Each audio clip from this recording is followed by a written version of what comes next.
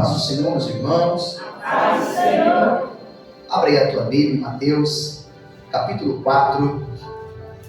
Nós vamos ler aqui um texto da palavra do Senhor, que é a tentação de Jesus, cabeçada. Obviamente é um texto conhecido, mas é o texto que Deus separou para nós nessa noite. Eu quero muito que você desfrute da leitura e depois das aplicações em caráter de reflexão. Tá bom? Vai ser bem rápido, em nome de Jesus. O primeiro versículo diz: então foi conduzido Jesus pelo Espírito ao deserto para ser tentado pelo diabo. E tendo jejuado 40 dias e 40 noites, depois teve fome.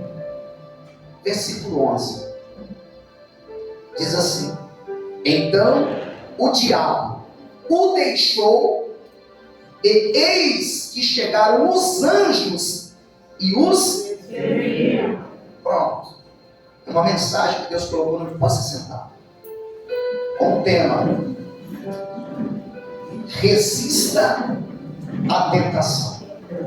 Amém? Você pode me ajudar dizendo para alguém assim: resista à tentação. Aguenta forte, irmãos. Aguenta forte. Viu? Por quê? Porque ele vai te tentar. Ele vai te tentar em todo o tempo. Há textos na palavra de Deus. Eu só vou aqui, antes de eu entrar.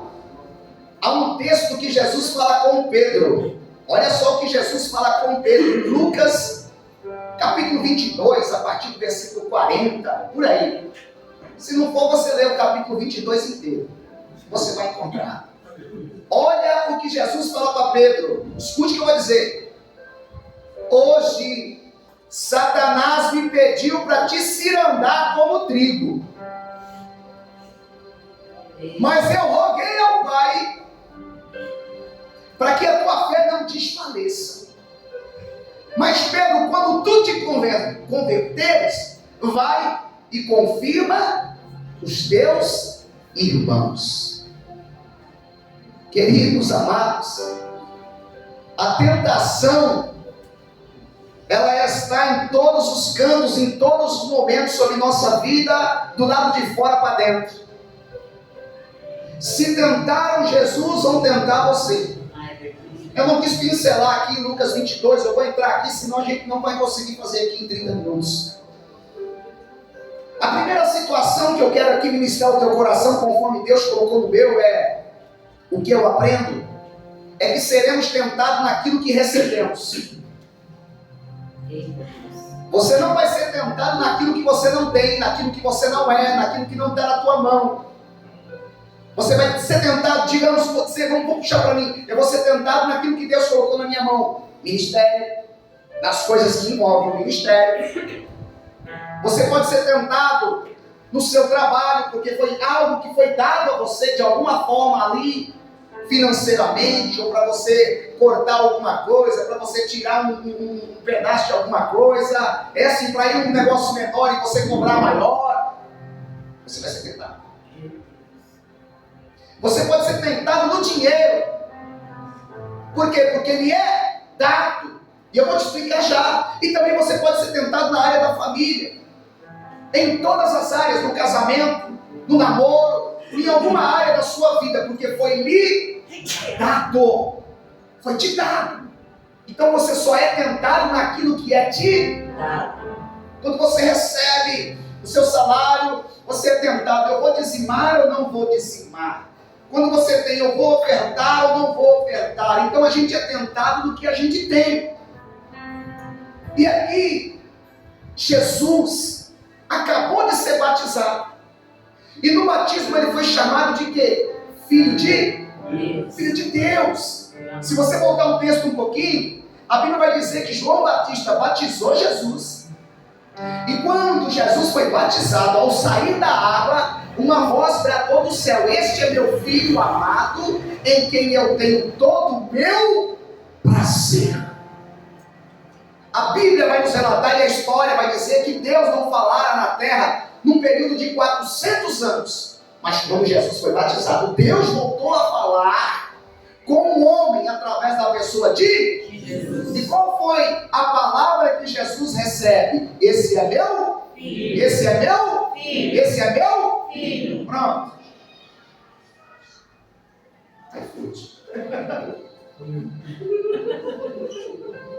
Aí vem Satanás, presta atenção, e diz para Jesus: se tu és filho de Deus, transforma essas pedras em pães. Vamos entender aqui primeiro qual que era a tentação de Satanás acerca da pessoa de Jesus, acerca da sua paternidade. Eu acabo de receber um título do próprio Pai, sou filho de Deus. Aí vem Satanás e põe em xeque, e prova e tenta, dizendo: és filho de Deus? Tu és? Jesus não responde se ele é ou não. E eu aprendo também alguma coisa aqui, sabe por quê? Porque quem é filho não precisa provar nada. O filho conhece o pai, e o pai conhece o filho. Segunda situação, o inimigo queria colocar dúvida na cabeça de Jesus acerca da sua paternidade. Ô, irmãos, coisa dura é a palavra dúvida, ou a situação de dúvida. Por quê? Porque ele estava num período sem comer, num período de jejum. Aí vem Satanás e ele começa a colocar dúvidas na cabeça de: tu és filho de Deus? A dúvida tira toda a certeza de quem nós somos e de quem nós pertencemos. Por isso tem muita gente que não serve a Jesus plenamente. Sabe por quê? Porque tem dúvida. Entra na dúvida. Escute. Não sabe se serve, se vem para a igreja, se louva a Deus, se entrega de corpo e alma na presença do Senhor. E por não se entregar, ele não consegue ser livre plenamente.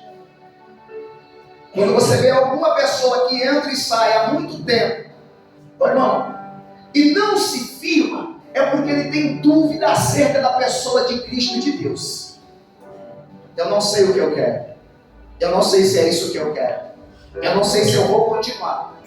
Eu estou até hoje aqui, é pela misericórdia de Deus, mas ele mesmo não sabe se vai continuar na casa do Senhor. Tem dúvida. E quando tem dúvida, a pessoa nunca é livre ou liberta. E quem põe dúvida no coração de crente ou do crente é Satanás. E Deus não opera na dúvida. Então você vê o trabalho de Satanás? Jesus acaba de receber o título. Aí vem Satanás e começa a dizer: és filho de Deus. Querendo colocar em xeque a paternidade ao qual Jesus acabou de receber. A terceira situação, o inimigo tentou distorcer a palavra de Deus.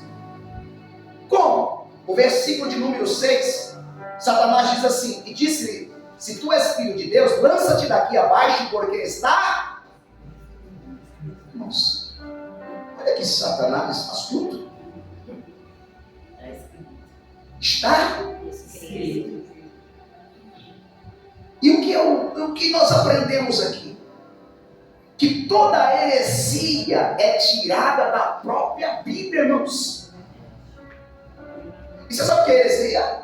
Heresia é uma falsa interpretação. Heresia é eu achar que eu compreendo, ou que de fato eu estou vivendo a palavra de Deus dentro de uma mentira, porque eu tive uma revelação. Toda heresia é tirada da Bíblia. O inimigo usa a Bíblia, pontos isolados, para confundir o cristão. Quer ver? Tem gente que não vem para a igreja mais. Sabe por quê? Porque se diz de fato que se transformou na igreja e não precisa mais da igreja. E não tem verdade nisso? Porque você é a igreja. Você é o templo do Espírito Santo. Aí alguém pôs na cabeça do irmão: você não precisa mais cultuar. Sabe por quê? Porque aonde você estiver, você pode glorificar a Deus e você passa a ser a igreja de Cristo. Uma pessoa que tinha essa tese, uma vez eu estava na praça, ele veio com essa conversa, eu falei para ele na praça: então, irmão, adora Deus aqui na praça agora, você adora aqui agora. Busca Deus aqui no meio da praça, porque você me diz que tu és a igreja e você pode buscar a Deus em qualquer lugar. Eu falei: adora agora. Ele falou: aqui não, nessa hora. Falei: você não é o templo do Espírito?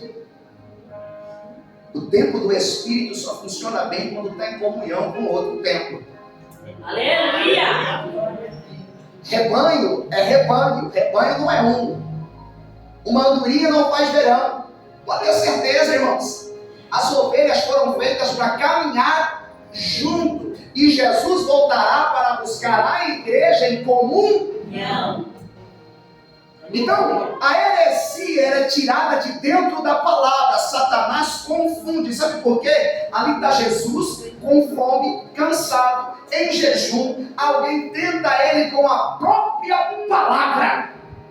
Está escrito: se tu se lançares daqui, está escrito que ele dará ordem aos teus anjos para te tomar com tuas mãos, para que não tropece com teu pé em... Por que ele distorce? Porque não está bem assim.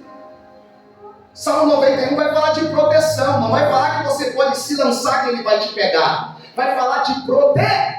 Então usa quase tudo para confundir quem está fraco. Diga para alguém assim: se cuida. Você tem que compreender perfeitamente como está escrito. Papai. Tem gente que diz assim, ó: não precisa mais entregar o dízimo. Por quê? Porque o dízimo é coisa da lei. E a lei foi abolida e nós estamos no tempo da graça. Não é verdade tudo isso? Mas o dízimo existe antes da lei. O dízimo existe, irmãos, desde a época de Abel e Caim. O dízimo está antes de Moisés nascer, antes que houvesse tudo. Deus foi o primeiro a dizimar seu filho para a humanidade. Aí vem alguém e diz: porque entendeu como, compreendeu e criou uma heresia e lançou.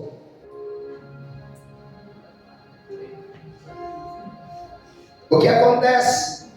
O inimigo usa pessoas para trazer informações isoladas da palavra de Deus, porém não fala das consequências do não cumprimento da palavra.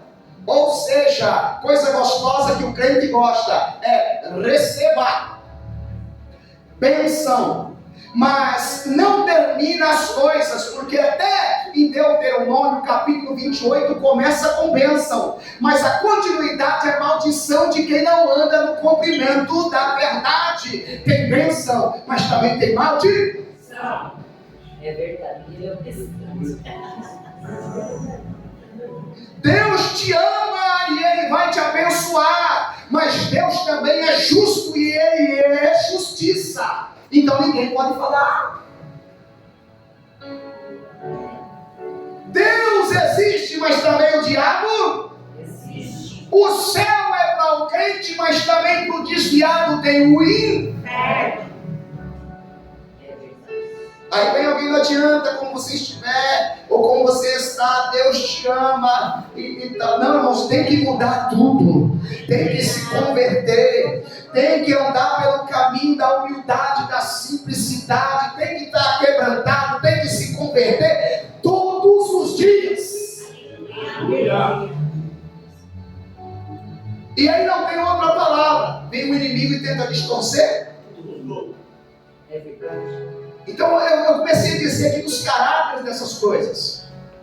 Se a gente pegar o segundo versículo vai dizer que depois de 40 dias de jejum, sabe quem chega? Quem? O inimigo.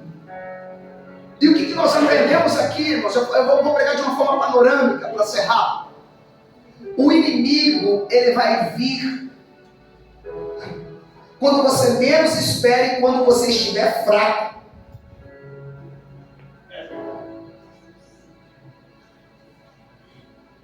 Não é na hora que você está clamando, irmãos. Não é na hora que você está buscando. É no momento que você vacila. É no momento que você diz, sabe de uma coisa? Parece que nada está acontecendo. Então para que eu fico buscando desse jeito? Se as coisas parecem que pioraram.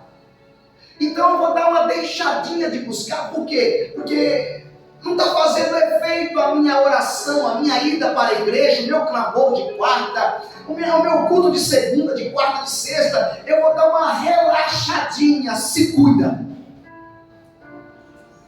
Se cuida. Se cuida. Porque no momento que a gente descuida, Jesus 40 dias de jejum, irmãos, 40 dias sem comer, com certeza a pessoa vai sentir o quê? Quem se apresentou. Diga para alguém assim, ó, sede sóbrio, vigiai, porque o diabo, vosso adversário, anda em derredor, bramando como leão, a quem possa tragar. Escute o que eu vou dizer, irmãos. Da onde Pedro tira isso? 1 Pedro capítulo 5, versículo 8. Quem tem aqueles canais, canal 580, canal que eu não sei nem qual que é o nome deles, passa das perseguições dos leões aos búfalos. Quem já viu isso aí? Irmãos, os leões, eles perseguem os búfalos para onde eles vão.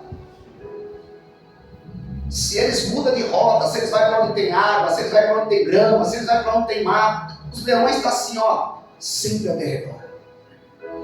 Leão não enfrenta búfalo de frente, mas eles ficam de olho, dia e noite, principalmente à noite, porque os olhos dos leões funcionam bem à noite, e os búfalos só sentem o cheiro.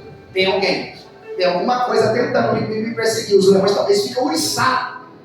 E qual que é o brechar desses leões? Olhando os mais novos, olhando os doentes, olhando os mais fracos e olhando os que se desviam da manada. Os que ficam de canto, os que ficam de cantinho, os que se dispersam, são aqueles que são presa. O leão está 24 horas, bramando, rugindo, tentando tragar a nossa alma. E aí a gente olha para os cristãos, a gente olha para os irmãos. Irmão, dá uma olhadinha para o rosto do seu irmão.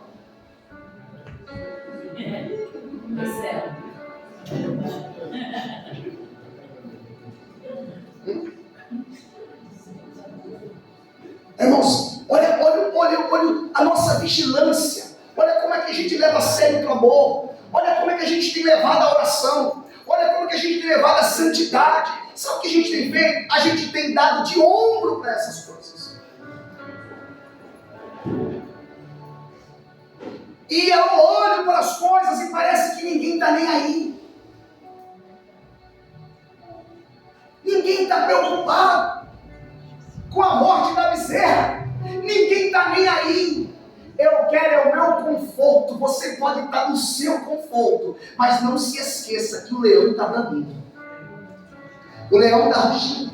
E se ele não te pega, ele pega alguém que está perto de você.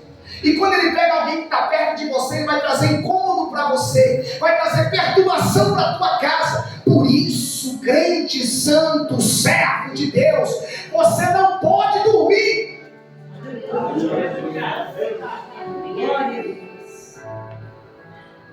Quais eram as características das tentações aqui? 3. Nas necessidades básicas. Por que necessidade básica? Porque Jesus estava com fome. Sim ou não? Então a primeira característica da tentação de Satanás é transformar essas pedras em? Nas necessidades básicas. Sabe o que eu aprendo? Que às vezes a gente passa por um processo difícil. Vem alguém e fala assim: você é filho de Deus? Coisa nenhuma. Crente de Araque. Por quê? Porque você não pode passar pelo que você está passando servindo a Jesus. Você não pode ser enganado, você não pode ficar doente, você não pode, a sua família não pode passar por esse processo, você não pode passar por isso, sabe por quê? Ou você serve a Deus, ou você não serve a Deus. Olha o que Satanás nos tenta para tirarmos da paternidade de Deus, colocando em xeque a situação. Tipo assim, estou passando um processo difícil. Será que eu sou filho de Deus? Será que Deus é na sua vida ou na minha? Será que Deus está com a gente? Será que Deus está contigo? Será que Deus ele está te ouvindo, está te honrando, está te abençoando? Por quê? Porque o inimigo quer mexer com a nossa paternidade, nas nossas necessidades básicas, fazendo-nos pensar que não podemos passar pelo processo difícil. Mas eu vou dizer a você passar por um processo difícil, uma porta se fechar, você ficar enfermo, não quer dizer se você é filho ou não. Sabe por quê? Porque podemos passar por todas as coisas naquele que fortalece. Aleluia! Se eu tenho, ele é meu pai. Se eu não tenho, ele é meu pai. Se ele está bem, ele é meu pai. Se não está também, Satanás, ele é meu pai de qualquer. Segundo, ele nos tenta na obediência. Por quê? Não tenta, porque Jesus diz: não tentará o Senhor Deus. E aí, por que ele nos tenta na obediência? Olha, pula daqui, faz o que você quiser, faz o que você achar o melhor, porque você é filho. De qualquer jeito ele vai te proteger? Não vai. Tem gente que pensa assim: quem tem promessa não morre. Quem tem promessa, irmãos, se sair da obediência, morre. Eu já vi um monte de gente que é crente, irmãos, indo para o buraco, e alguém dizendo: será que foi para o céu? Eu não sei. Mas se sair da promessa, por quê? Porque não pode tentar o Senhor, tem que andar na obediência. Eu não posso fazer o que eu quero.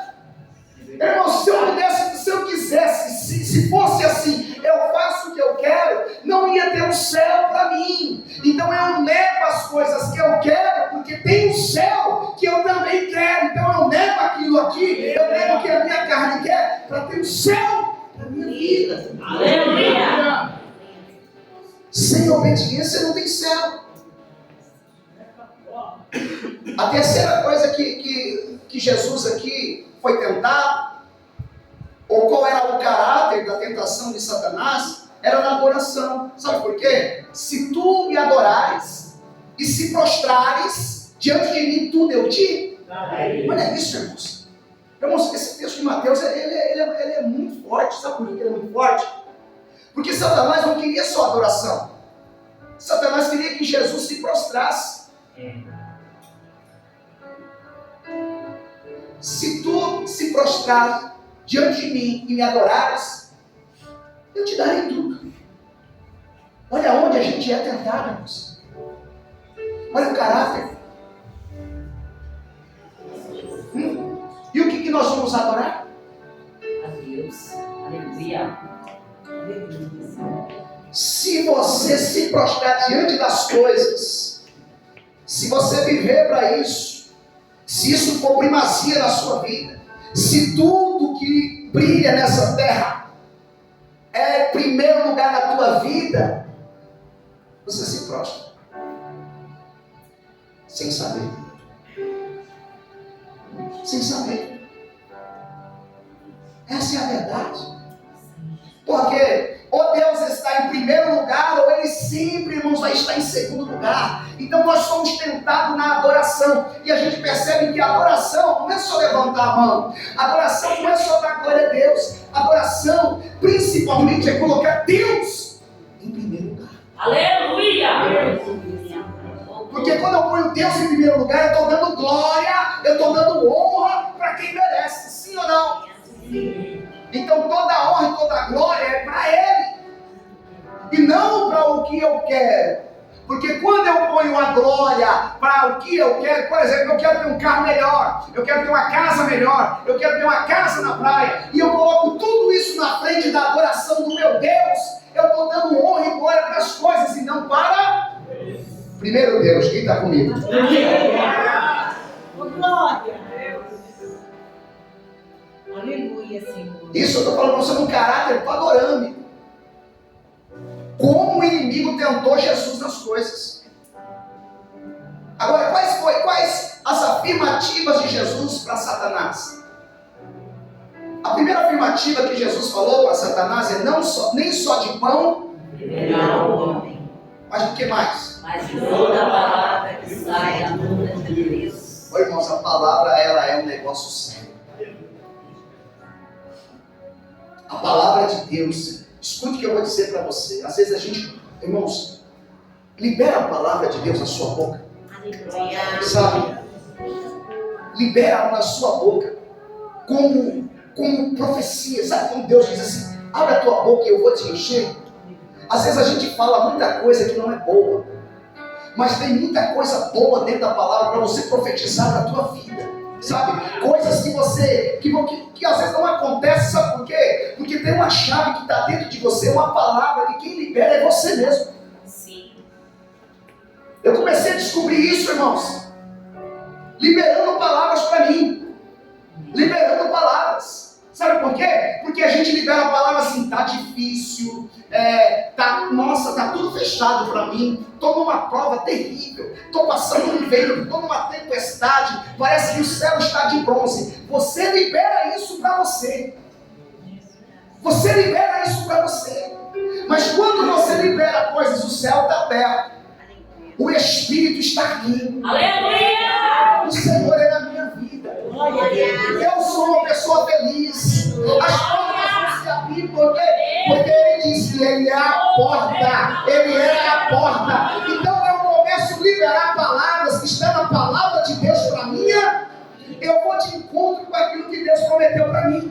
O que você vai ser? O que está escrito. O que está escrito para você? Libera. Aleluia. Aí na hora de liberar alguma coisa, sabe o que acontece? Você não sabe o que você vai ser, não sabe o que você quer ser, não sabe o que você quer fazer. Eu estou aqui, mas não sei nem quem eu sou. Você quer ser o quê? Você quer ser um pregador? Você quer ser um cantor? Você quer ser um missionário? Você quer ser alguém cheio da unção? Você quer ser alguém que fala em línguas, que profetiza? Então você fala o que você quer ser. Você libera, eu sou, eu tenho, o Espírito habita em mim.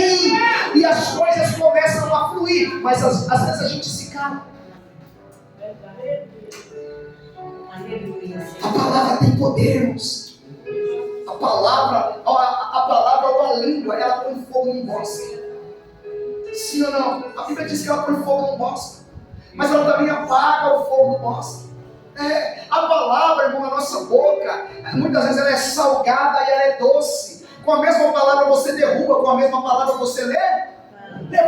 Por que você não se levanta com a palavra? Aprenda. Por que você não se levanta com a palavra? A palavra é um escudo. Irmãos, e aí a palavra é um escudo qual, pastor? A palavra de Deus? A palavra de Deus que está dentro de você é um escudo contra Satanás. A palavra de Deus dentro de nós, irmãos, lida, obviamente, nutrida, ela é um escudo, ela é uma arma de ataque, ela destrói as armadilhas de Satanás, ela é mais penetrante do que a espada de dois gumes, ela vai até a divisa da alma, das chutas e medulas e discerne as intenções do coração do homem. Aleluia. Satanás vem, mas você diz, não, a minha casa é do Senhor. A promessa é para todos. Satanás, sai daí! E ele não fica porque a palavra é liberada na sua. Tem que ter autoridade. Aleluia. Jesus usou a Palavra. Opa, Ei! está escrito. Assim, quem é você? Está escrito do jeito certo. Que não é só de pão.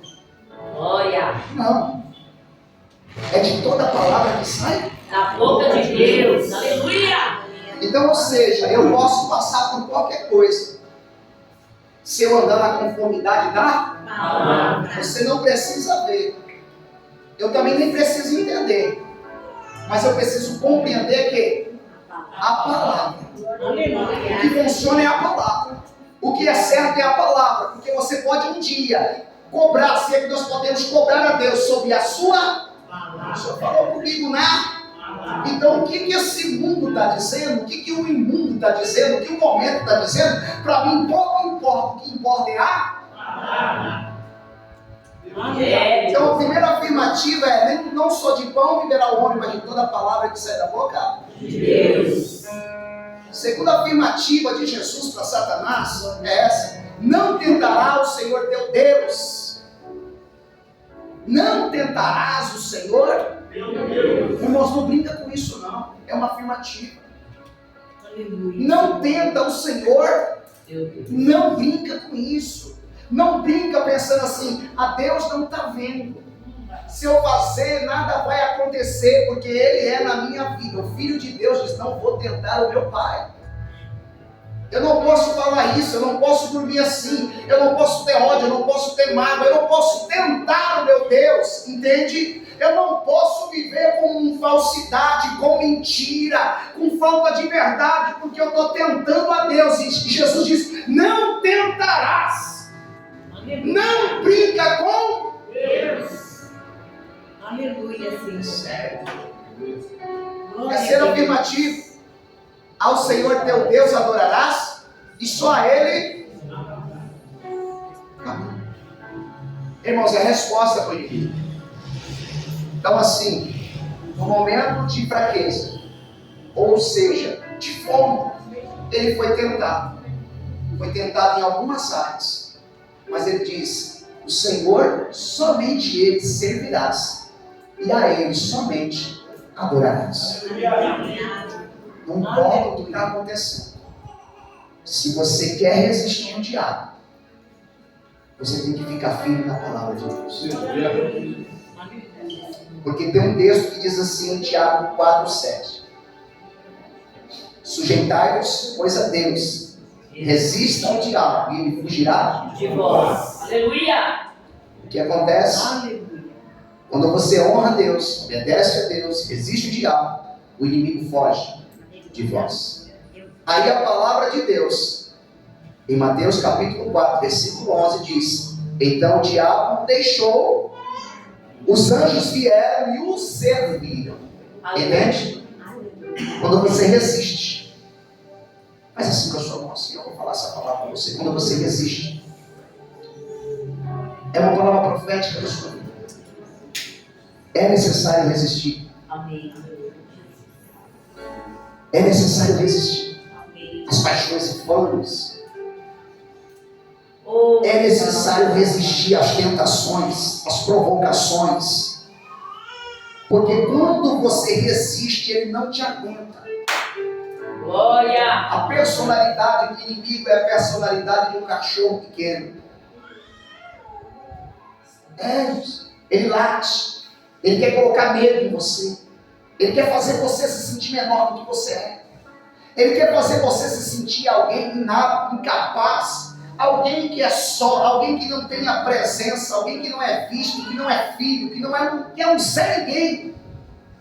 Mas quando você resiste, porque você tem uma palavra guardada: eu sou filho de Deus. Eu sou filho de Deus, eu estou passando por um processo. E o processo que eu estou passando, foi Jesus que me colocou. Você tem que ter essa convicção. Porque quem levou Jesus para o deserto foi o Espírito.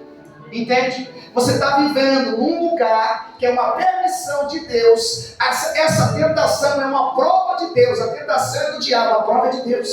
Entende? Então quando eu resisto, o inimigo foge e a bênção chega. E Deus me põe no lugar onde Ele quer me colocar. Depois desse dia aqui, que Jesus resistiu o diabo, você nunca mais viu Satanás tentar Jesus. Oh, glória. Eu acredito. Em todo lugar que Jesus chegava, Satanás já se prostrava e a Bíblia diz que até adorava. Aqui Jesus venceu. Eu creio. E a Bíblia diz que ele se manifestou para desfazer as obras. Tiago. Quando Jesus diz toda a autoridade foi me dada no céu, Na terra. acabou, irmãos. Não perdeu mais batalha. Ai, eu recebo. Não perca a batalha.